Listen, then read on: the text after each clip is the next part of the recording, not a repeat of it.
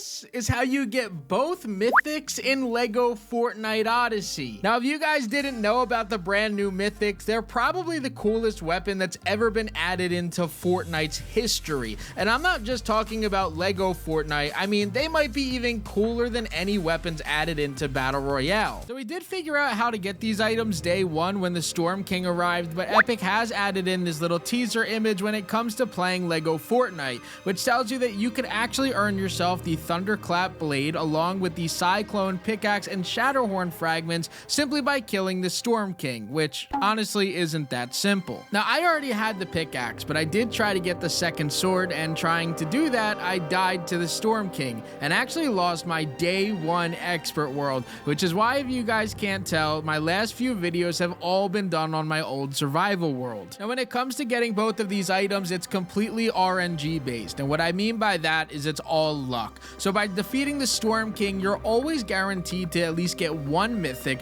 but it's not always going to be the different one than what you already have. So for myself, the first time opening up my grand chest after defeating the Storm King, I was able to get myself the pickaxe. The second time that I go and defeat him may be the pickaxe a second time, which means that every 24 hours I have to fight him again in order to get these new items. Now, the Storm King also drops the Shatterhorn fragment, which is by far the most overpowered tool in the entire game right now. The way that this tool or this material works is that you could place this onto any weapon in the game, and it'll actually add zapping tier 4 on there, as well as giving you 2 additional runes, which means that you could also add gold onto here to get 4 total, with one of them automatically being zapping. Now, the reason why this brand new zapping rune is one of, if not the most overpowered runes in the entire game, is because when you use a crossbow or even a sword, if you hit just one enemy, it'll do damage to 4 additional enemies surrounding him. Now, it's only going to be just a fraction of what your total damage is, so doing 27 critical, it'll only do about 7 damage to each other enemy around it,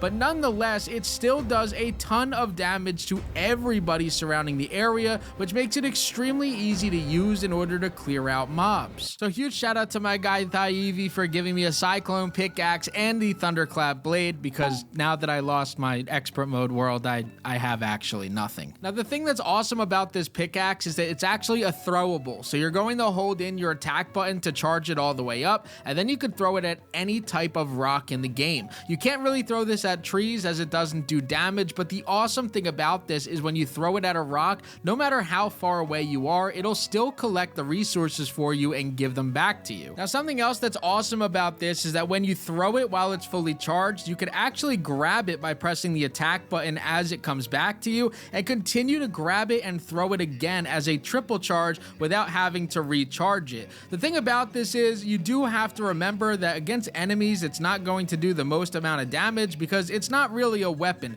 Even though it kind of acts like Thor's hammer, at the end of the day, it's still a pickaxe. Now, when you use this against what it's actually intended for, which is going to be different rocks and gems or anything along those lines, using it with that triple charge and grabbing it right beforehand makes farming not only extremely quick, but extremely easy, because you could throw it whatever distance you want and continue to farm in this game. Now, only true OGs know about this, but inside of LEGO Fortnite, swords actually can work on trees, which means that you can use this mythic and its mythic sword attack to actually knock down some of the trees. So the awesome thing about this combination of mythics, and I'm sure we will receive more in the game, is that we are able to use the pickaxe on different rocks, and then we could also use the sword on the trees, which means that we can farm pretty much anything in the game just by using our mythics. Now, I already know I'm going to get a question about this, but going up to your rune forge to try to throw any runes on there unfortunately does not work, so no putting extra durability or damage on there. And that same thing has to go with your legendary forge. Because these aren't an epic tool and it's considered a mythic, you could not throw a legendary forge on there to try to upgrade it. Unfortunately, these mythics do run out, so just like what Eevee did, you have to make sure that you have multiple of these stacked up, that way that you can continue to use them even after they break. Because again, unfortunately, you can't put durability on them, you can't throw them into your legendary forge, which means that they will break after a ton of uses. Now, don't let me be the reason why you don't have the most fun, so use the pickaxe and the sword however that you guys would like, but I do have some recommendations on how I think that you guys should be using this thing. The first thing I think that you guys should do is definitely run around and have some fun with them. At the end of the day, you could always fight the Storm King again and get another fully charged sword or a fully charged pickaxe. Outside of that, when it comes to actual uses of both of these tools, what I recommend doing is only using the pickaxe when it comes to farming different materials. If you guys did not know, when you guys clear out the storm, it becomes completely emptied out, which means that you can run around inside of the storm and just constantly collect sapphire,